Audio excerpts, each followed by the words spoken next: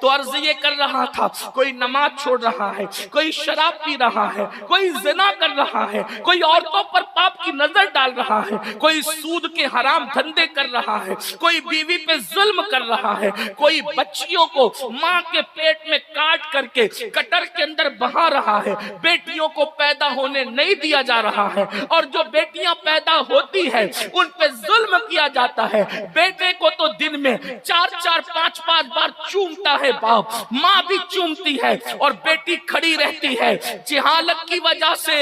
اللہ اکبر، دین سے دوری کی وجہ سے بیٹی کھڑی رہتی ہے، ماں اس کو بوجھ سمجھ کر نظر انداز کرتی ہے، ارے ہٹ چڑیل تو کہاں سے آ گئی، بیٹی پر ظلم ہوتا ہے۔ یعنی آج بھی دقیانوسیت فکر مسلمانوں میں موجود ہے، کلمہ پڑھنے والوں میں موجود ہے۔ آپ بتاؤ یہ سب کر کے تم اب جہنم کما رہے ہو۔ آئیے میں ترتیب کے